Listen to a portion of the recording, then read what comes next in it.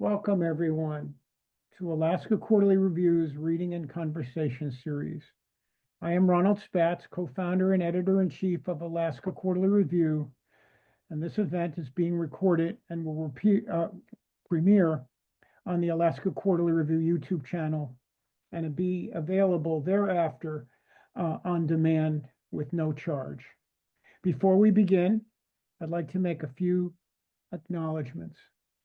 Alaska Quarterly Review greatly acknowledges the Anchorage Museum for hosting and providing technical support for this event, and the Center for the Narrative and Lyric Arts, Alaska Quarterly Review's 501c3 umbrella organization, which makes this event possible. I also want to make a land acknowledgement. Alaska Quarterly Review recognizes the indigenous land on which all Alaskans live. Alaska Quarterly Review is located in Anchorage, and Anchorage is Dena'ina homeland. Dena'ina is the language spoken by the traditional, present, and future caretakers of this land, and land acknowledgments opens a space with gratefulness and respect for the contributions, innovations, and contemporary perspective of Indigenous peoples, and marks our collective movement toward decolonization and equity. Today, we are delighted to feature short story writer Andrew Porter, who will be reading his short story Mennonites that first appeared in Alaska Quarterly Review. Porter teaches fiction writing and directs the creative writing program at Trinity University in San Antonio, Texas. He is the author of 4 books, including the story collections The Disappeared, The Theory of Light and Matter, and the novels In Between Days, and most recently, the novel The Imagined Life. A graduate of the Iowa's Writers' Workshop, he has received the Pushcart Prize, a James Michener Copernicus Fellowship, and the Flannery O'Connor Award for short fiction.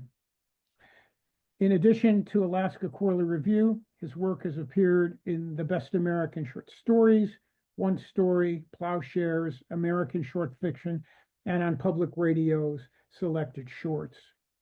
The New York Times said of Porter's stories, they are shot through with almost subliminal strangeness and build toward endings of uncanny attenuation, endings worthy of Raymond Carver and his later elegiac mode.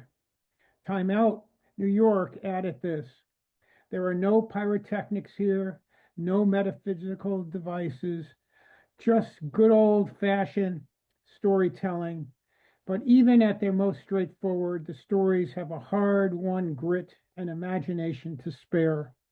Porter, with a steady eye, excavates the subtler side of misfortune, and in the process delivers horror and constant delight. It is my distinct pleasure to welcome Andrew Porter. Thank you so much, Ron, for that wonderful introduction. And I'm going to read my short story, Mennonites, as Ron mentioned.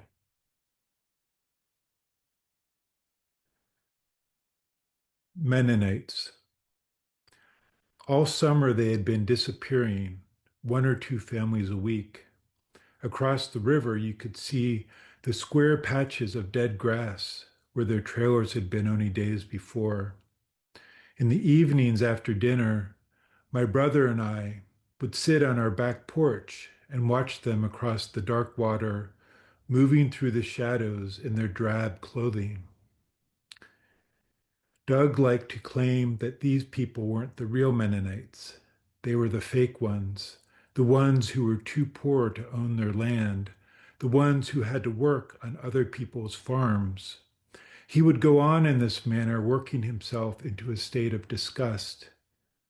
I didn't hate these people in the way my brother seemed to.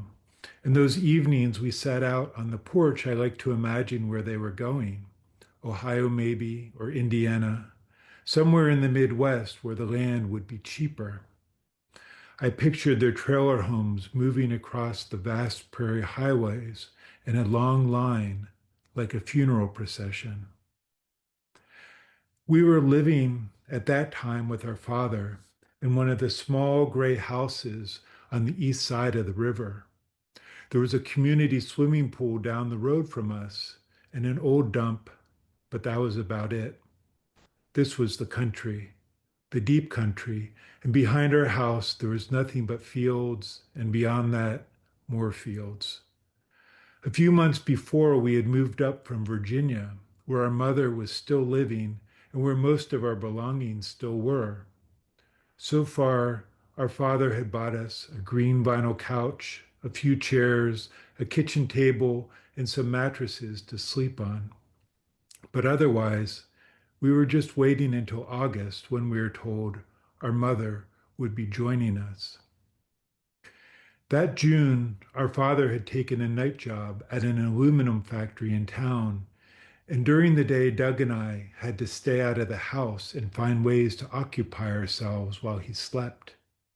Sometimes we'd wander over to the dump, looking for things to break, or down to the edge of the river, where we'd watch people floating by on old inner tubes, drinking beer and laughing. Later, when the heat and boredom finally got to us, we'd make our way down the long dirt road to the community swimming pool. The pool was small and old, the water a light algae green with leaves floating in it. The diving board had been torn off years before, and the concrete around the edges was discolored and cracked. We'd only seen people actually venture into the deep end once or twice. My brother was 15 then, 3 years older than me, and he liked to believe that there might be some beautiful college girl there one day, an undergrad who might stumble upon us by accident. But there never was. Every day, it was just the same group of old people from down the road, wheezing with their cigarettes and their noisy grandchildren. And Doug and I would just sit there in the shade of an old elm tree and talk about what our lives had been like in Virginia. At the time, it seemed like Virginia held all of the possibility our current lives did not. I would talk about my old friends, and Doug would go on about all his women, how back in Virginia he could get laid whenever he wanted. This little man, he would say, looking around at all the old people, the dirty pool water. This, my friend, is shit. At the edge of the pool lot, there was a tall cyclone fence that surrounded the property, and sometimes in the afternoons, a group of Mennonite kids from the trailer park would wander across the bridge and watch us from the other side. We mostly ignored them, and after several minutes of studying us, they usually went away. But if they hung around too long, or if they began to smile or laugh at us, Doug would stand up and walk over to the fence. He'd stare down at them and threaten to climb over and kick their sorry little asses. Sometimes he'd even jump up on the fence and start shaking it, screaming like a wild man, and they'd take off running down the road toward the bridge. Later in the evenings, after our father went to work, I would sit out on the porch and listen to Doug talk about all the things he planned to do to these kids. Like everyone else, Doug believed the rumors that several among the Mennonites had multiple limbs, extra toes and fingers, that beneath their drab clothing were hidden deformities. Once in a while, after the sun had descended, we'd even make the long walk across the bridge on what Doug called reconnaissance missions to see if we could spot any of the disfigured among them. Camouflaged in our black jeans and t-shirts, we'd sit perched in the tall grass at the edge of the trailer park and watch the Mennonite men and women move through the shadows. They seemed normal enough to me, but Doug claimed that they never let the deformed ones out in public, that they kept them hidden away inside the trailers where they did all sorts of strange things, spoke in tongues, practiced magic, chanted verse. Most nights we'd end up getting bored and heading home after about an hour or so of watching, but occasionally Doug would spot a group of girls hanging around below the trailer park or down by the riverbank, and he'd tell me to wait for him by the bridge while he walked over there. I would sit on a large rock by the muddy bank and watch my brother as he approached them. Sometimes he'd actually get a chance to talk to some of them, but usually it wasn't long before a group of the older men from the trailer park would wander over to the bank and break things up. I would see them huddling around Doug in their dark clothes. Doug would hug himself, nodding and looking at the ground while they talked. And after a while, he would turn around and head back toward me. Usually he'd be too pissed off to want to talk about it on the long walk home. But later, as we lay in our beds, he'd tell me about the girls and what they'd said to him, how they all wanted him, how they'd even told him so, and how they were willing to do everything. Everything, he'd say and smile. And then he'd go on about what they'd said to him specifically, about how they had promised him this and that.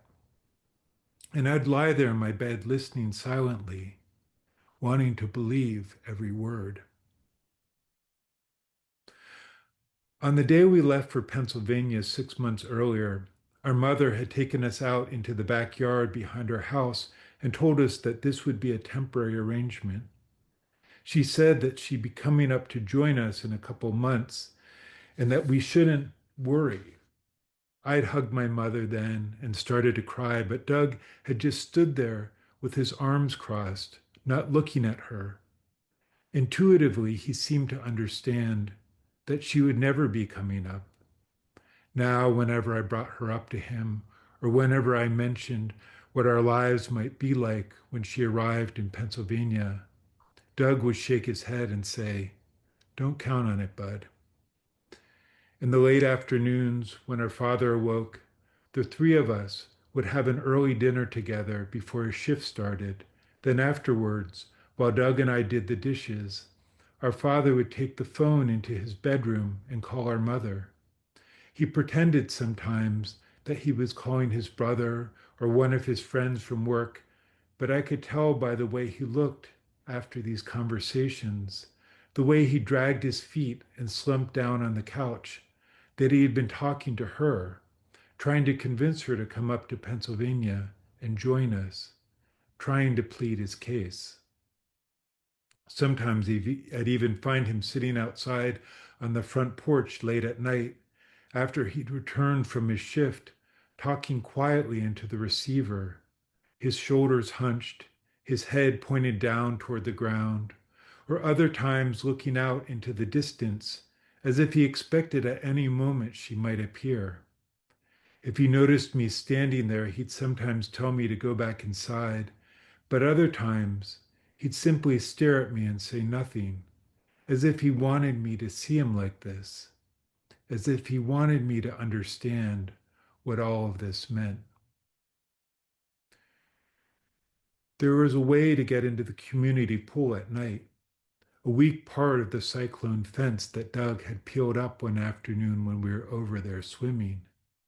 I was in the water practicing my underwater breathing when he waved me over. I pulled myself out of the pool and jogged over to him. He was kicking at the loose fence and smiling in a way that told me he was already planning something. He pried the fence open, then let it fall back into place. He did this 2 or 3 times, then winked at me and nodded, though I had no idea what he had in mind. It wasn't until a week later, as we were walking back from the convenience store, that he told me about it. The way he talked, I knew already he had everything planned out. Not a party, really, just a small gathering. He said that he'd already made some arrangements. There would be women involved and beer. What women? I said. I've taken care of that, he said. He told me then that he talked to a few of the Mennonite girls the night before and that they'd agreed to sneak out of their homes that night and meet us at the pool. He didn't say much else, only that I should be prepared to see some action. I was only 13 at the time and had never even kissed a girl, let alone seen action, but I nodded at my brother anyway. The rest of the afternoon I spent taking care of the things on the list that our father had left for us that morning on the counter, cleaning out the shed, pulling out the crabgrass on the front walk, washing the back side of our house with a hose. Technically, these were chores that Doug and I were supposed to split equally, but Doug never even looked at these lists. He barely even talked to my father back then, barely even looked at him in the mornings when he came home from work.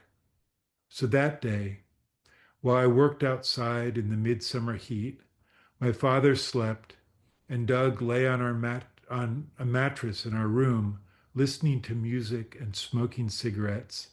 And then at one point, after my father had left, he disappeared for about an hour or so, and then returned with a case of Schlitz, which he claimed one of the guys at the trailer park had bought for him. He slid the beer into the refrigerator, lit a cigarette, then vanished into the bathroom, where he proceeded to spend the next 20 minutes getting ready for our date. While my brother showered, I turned on the TV and then dialed up the number to our old house, hoping our mother would answer, though she rarely did. In fact, she hadn't answered once in the past 2 weeks and had recently begun to wonder if she was even living there still. I knew that my father never seemed to have a problem getting hold of her, so it's possible she was now living somewhere else, maybe at her sister's, my Aunt Anne's, or at her mother's. I tried to picture what her life was like now, what she did in the evenings, tried to remember what she'd told us on that last day we'd seen her, how she was taking a little time for herself right now, some time to work some things out. I didn't really know what any of this meant, only that the open-ended nature of it bothered me. Doug and I had both tried to get our father to talk to us about it, to give us a more specific idea of how long it would be before we saw her again. But whenever we brought it up, he'd simply shrug and change the subject. The most he'd ever said to us was one time when he told us that he expected her to arrive at the end of August, though other times he seemed to forget that he'd ever said this. Other times he'd simply sigh and say, "She'll be up here when she's up here, boys. Okay?" When Doug finally emerged from the bathroom, he looked good. Not handsome exactly, but well put together, clean. Even though it was still the middle of July, he was wearing a crisply ironed black shirt, new jeans, and a pair of black loafers. These were clothes that our mother had bought for him before we left, clothes that Doug hadn't touched since we'd arrived in Pennsylvania. "That's what you're wearing," he said, eyeing me strangely. I was still wearing the same dingy t-shirt and shorts I'd been wearing earlier. "I could change." "No," he shook his head. "No, don't worry about it. You ready?" I told him I was, but he'd already turned around by then and started loading up a duffel bag he'd found in our closet with cans of Schlitz. I turned on the TV. I turned off the TV and walked over to him just as he was loading the last of the cans into the bag. He paused for a moment to light a cigarette, and then he smiled at me. "This is going to be good, little man. Okay? Trust me." The walk over to the pool that night seemed to take a lot longer than usual, maybe because Doug kept having to stop to put the bag to, to put down the bag and rest his shoulder. The whole way there, he kept talking about the heat and how he was worried it was going to skunk the beer, and then later about how he hadn't brought enough cigarettes. By the time we finally arrived at the pool, the sun was already starting to set in the distance, and the old people from down the road were starting to pack up their coolers and folding chairs and stuff their towels into tote bags and make their way back to their cars. Within a few minutes, the only people still there were the two late afternoon lifeguards, two college boys who were stacking up chaise lounge chairs into piles at the far end of the pool. Doug directed me to a small patch of bushes at the edge of the parking lot, and we sat there for a while, watching as the two lifeguards passed a joint back and forth between them, and then later as they started doing cannonballs off the side of the pool. A few minutes later, a car pulled up, a white VW Cabriolet convertible, and three girls got out and ran over to the fence and started shaking it. Eventually, the lifeguards came over and let them in, and pretty soon everyone was in bathing suits, and another joint was being passed, and someone with a radio had turned it on to the local pop station, and two of the girls were dancing. Doug shook his head. "This isn't good," he said. "Not at all." He reached into the duffel bag then and pulled out a can of Schlitz and handed it to me. The can was already warm, but I opened it anyway and forced myself to take a sip. "This isn't good," he said again. "You know those kids?"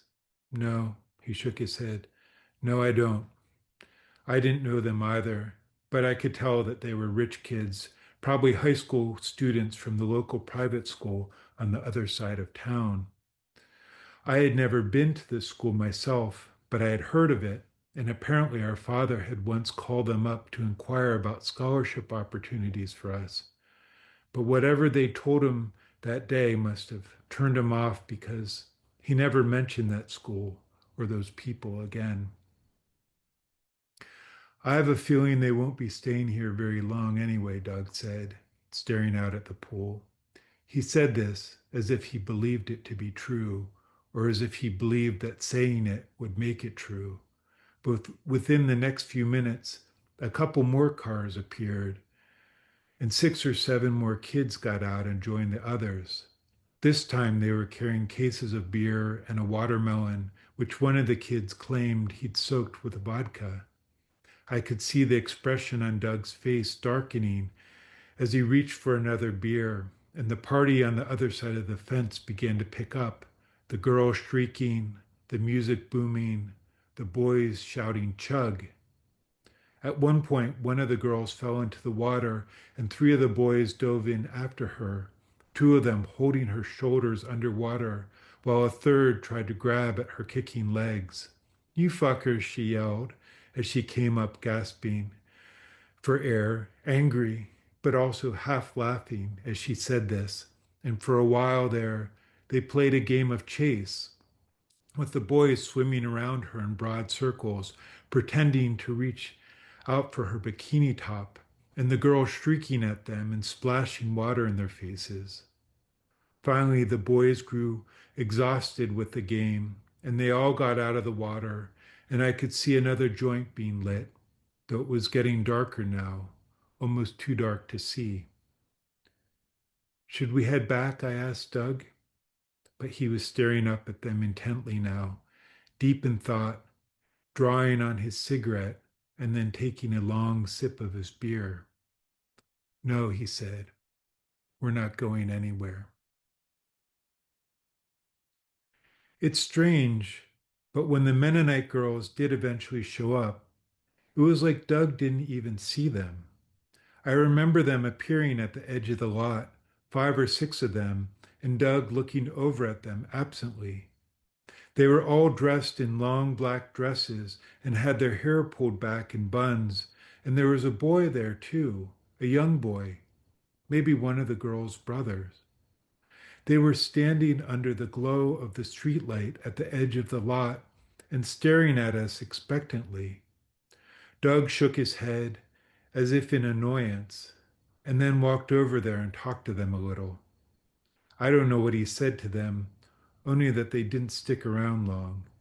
He gave them each a beer from the duffel bag and then pointed them back down the road toward the trailer park. A moment later, he turned around and started back toward the bushes, still shaking his head. I'd expected him to come over and sit down next to me again, but he didn't. Instead, he just sat down with the bag, grabbed another can of Schlitz, and started up toward the pool.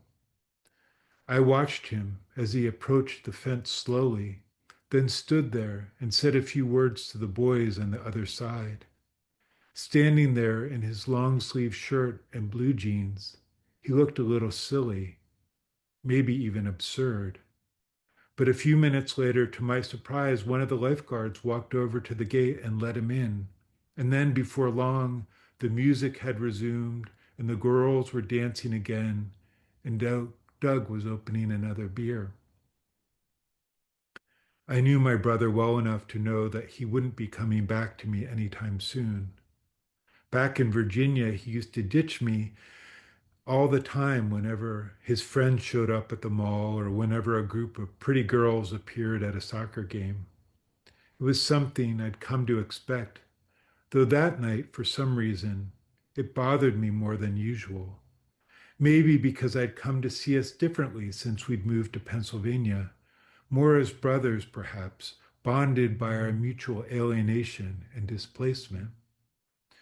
We are different in age, yes, but not in blood, and I thought that this might have been enough for him to at least nod down the hill in my direction, to mention that I was waiting down there with another six-pack of beer, that I'd gladly bring it up to them if they simply waved. But the more time passed, the more I realized this wasn't going to happen. This wasn't my brother's style, and besides, I could tell he was enjoying himself now, taking hits off the joint, chatting up the girls. Down behind the pool's parking lot, there was a small patch of trees where I could see the Mennonite kids still standing, drinking their beers. And so after a while, after it became apparent that my brother would not be returning, I took what was left of the beer and headed down there. I figured they may want the remaining six-pack or maybe some of our cigarettes, but the closer I got to them, the more they seemed to retreat toward the shadows. When I was finally about 20 feet away, I opened up the duffel bag and placed the six-pack down in the middle of the road, then stepped back. "You can have this," I said. "We don't need it anymore." They looked at me but said nothing. "It's fine," I said. "Go ahead." The girls, most of whom were about 5 or 6 years older than me, looked at each other and then began whispering something. A moment later, they turned their backs to me and looked back down the road toward the trailer park. Only the youngest one, the boy, kept staring at me. I stood there for a while, staring at this boy, as if I was staring at a creature that might harm me, but he only seemed interested, as interested in me as I was in him. Eventually, I turned around and left, leaving the six-pack in the middle of the road and heading in the opposite direction toward home. I didn't stop or turn around once until I hit the curve in the road where the asphalt turned to dirt. But when I did, I could see that the Mennonite girls were now gone, and so was the beer. I can say now, 20 years later, that I'd probably always known in my heart that my mother wouldn't ever be coming up to Pennsylvania to join us, that this was only something that she said and that she told us to make us feel better. But I don't think I really realized it until that night, walking home along the empty road in the dark, the sound of distant farm machinery humming, the flicker of fireflies in the fields, the vastness and the emptiness of the world around me.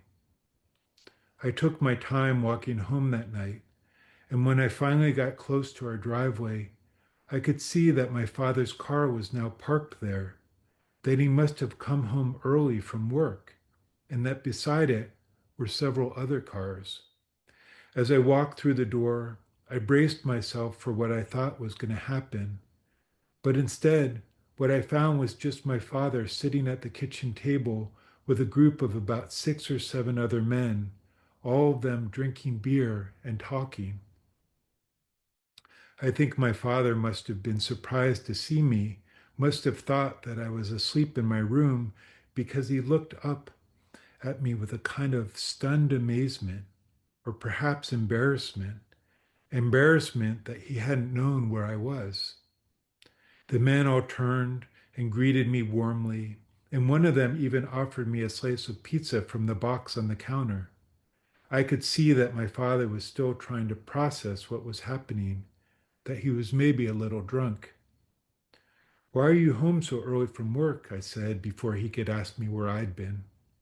My father looked over at the other men, then down at his hands. "There was an accident at the factory," one of the men said. "Pretty bad," another one added. "Yes," my father nodded.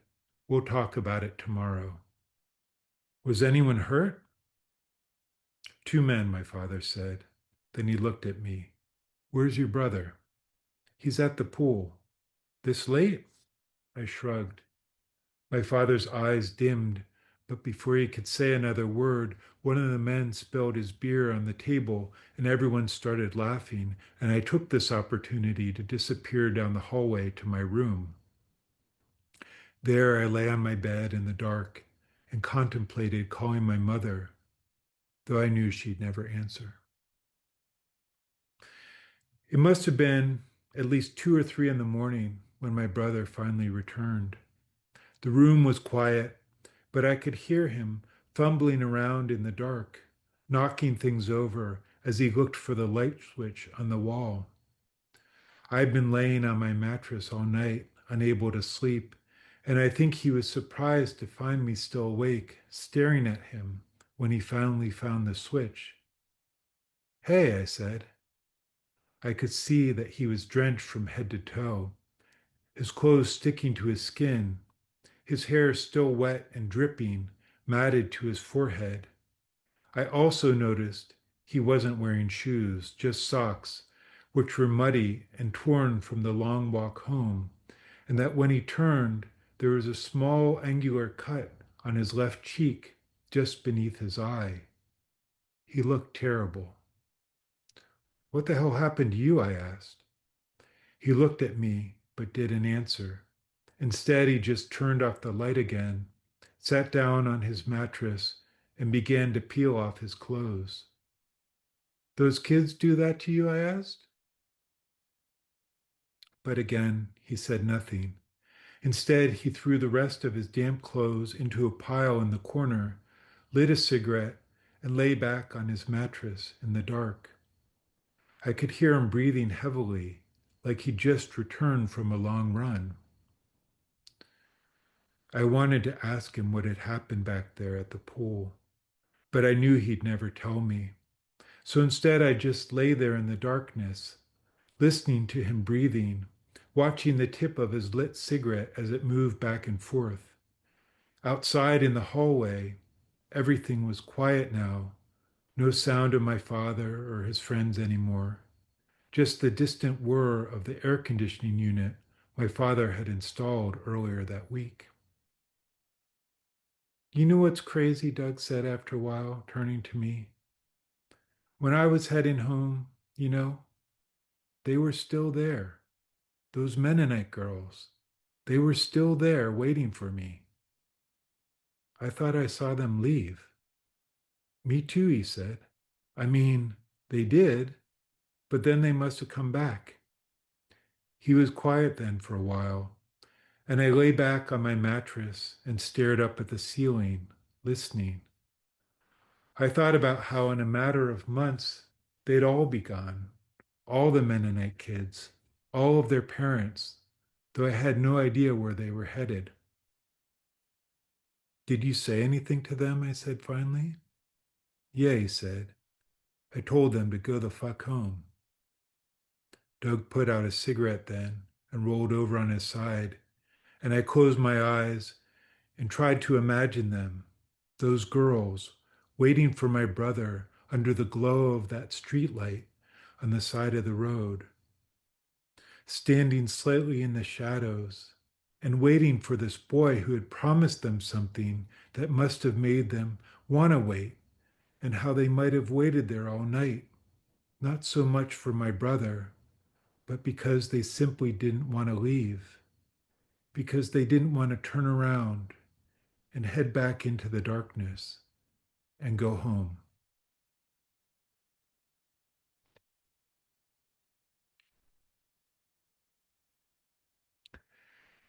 Thank you so much, everyone who's listening. Thank you to Ron and Alaska Quarterly Review for inviting me to read and for publishing this story in the first place. This was a delight. Thank you.